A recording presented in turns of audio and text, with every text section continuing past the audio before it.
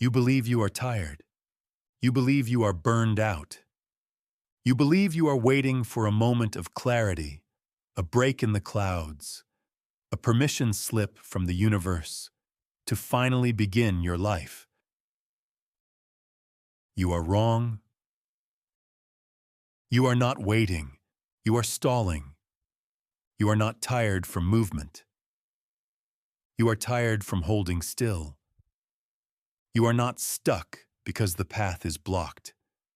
You are stuck because you have been bred to stay where you are. Look at your hands. Look at your life. There are no chains on your wrists. There are no bars on your door. Yet you do not move. This paralysis is not a malfunction. It is a successful product installation. You are the product. Civilization is the factory. And the product is finished. You are a domesticated animal standing in an open field, waiting for a whistle that will never come. You believe that your obedience was a virtue. You look back at your grades, your degrees, your ability to follow instructions, and you see achievement. You think the sleepless nights you spent memorizing answers to questions you didn't ask were proof of your discipline. You think the praise of your teachers and the pride of your parents were indicators of your worth. Actually, you were not being educated. You were being broken.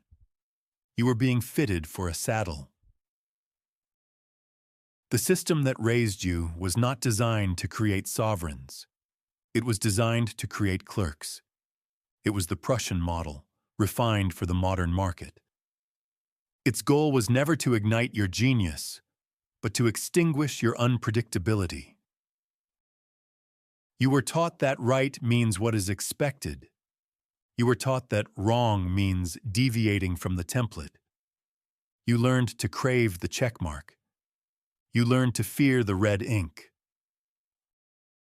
Now you are 30 or 40 or 25, and you are still looking for the teacher.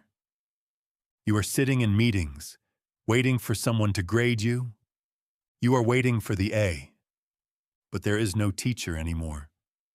There is only the market, and the market does not care about your obedience. It only cares about what you can take, what you can create, what you can destroy. You are a camel. You kneel, you say, "Put a burden on me so I may prove how strong I am." You carry the debt. You carry the expectations. You carry the career, and you call this heaviness dignity. It is not dignity.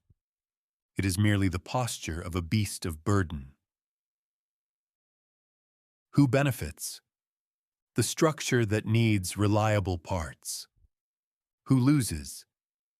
The child in you who once knew how to play, who is now suffocating under the weight of your resume.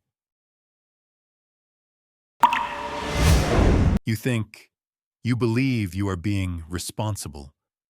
You took the loan to get the degree, to get the job, to pay the loan. You believe that by signing the contract, you bought yourself a future. You think that because you have a salary, you are safe.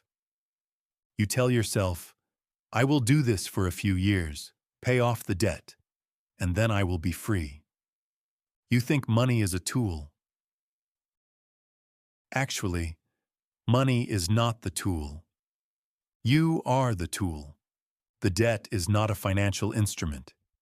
It is a time-binding spell. It is a collar. When you signed that paper at 18, you did not promise money. You promised your time. You promised your life force. You promised your fear. You mortgaged your ability to say no. Why do you stay in that glass tower? Why do you sit under the fluorescent lights, moving data from one spreadsheet to another? Why do you tolerate the indignity of the performance review? Because you are afraid. And the debt is the architecture of that fear. It prohibits you from wandering. It prohibits you from failing. It prohibits you from the wilderness. A man without debt can walk into the woods. A man without debt can tell his boss to go to hell. A man without debt can starve for a week to make art that lasts a century. But you cannot starve. You must feed the monthly cycle. You have been trained to view poverty as death and servitude as life. So you choose the slow death of the cubicle over the sharp danger of the wild. You are an indentured servant with a LinkedIn profile. The chains are made of credit scores and amortization schedules, and you polish them every day with your anxiety. You think you believe your work matters, or if you don't believe it matters, you believe that being busy matters. You wear your exhaustion like a badge of honor. You talk about how slammed you are. You answer emails at 11 p.m. to show that you are dedicated. You think that quiet quitting is a rebellion. You think that by doing the bare minimum, you are fighting back. Actually, you are not fighting back. You are rotting quietly. Look at your work. Does it create? Does it destroy? Does it transform reality? Or is it merely maintenance? Are you a creator, or are you a lubricant for a machine you do not own? Most of your labor is bullshit. It is the administration of nothingness. It is the management of the process. It is the ritual of the meeting where nothing is decided, but everyone nods. You are a priest in the church of bureaucracy. You chant the hymns, circle back, touch base, synergy, alignment. You know this. Your body knows this. That is why you are tired. It is not physical exhaustion. It is existential nausea. Your will to power, your fundamental drive to impact the world, is blocked. So it turns inward. It eats you. It becomes the ulcer. It becomes the migraine. It becomes the Sunday night panic. Quiet quitting is a trap for the weak. It is the passive nihilism of the last man. It says, I will stay in the cage, but I will lie down in the corner. This is not freedom. This is comfortable decay. The lion does not quiet quit. The lion destroys the cage.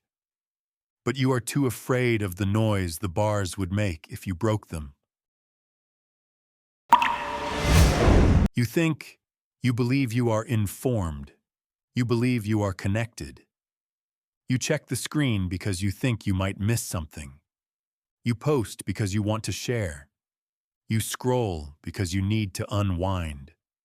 You think the dopamine hit is happiness. Actually, you are not unwinding. You are being harvested. You are not the user. You are the livestock in a digital feedlot. The algorithm does not want you to be happy. It wants you to be predictable. It wants you to be reactive. It trains you to drool at the bell. Like, comment, share, outrage, action, reaction, stimulus, response. You have lost the ability to act. You only react. You have lost the sovereign power of the I am. You have replaced it with the desperate plea of the am I. Am I pretty? Am I right? Am I good? Do you see me? You are terrified of the silence. If the Wi-Fi cuts out, if the battery dies, you feel the panic rising. Why? Because in the silence, the distraction fades. And in the silence, you might hear the screaming of your own instincts. You might hear the realization that you are wasting your one singular recurrence on this earth, watching strangers dance for seconds. You have killed your solitude, and without solitude, you cannot breed a single original thought. You are a mirror reflecting a mirror reflecting a mirror. Infinite regress. Zero substance. The last man blinks and says, "We have invented happiness," while scrolling through the void. There is no comfort coming. I will not tell you that you are doing your best. You are not doing your best. You are doing what you are told. You are a biological miracle. 4 billion years of evolution, of blood, of struggle, of survival, culminating in what? A mid-level manager worried about a quarterly review? A consumer worried about interest rates? A spectator watching life through a pane of glass? The tragedy is not that you are trapped. The tragedy is that the cage is open. The door has been unlocked for years, but you stay. You stay because the wild is cold. You stay because the wild is unfair.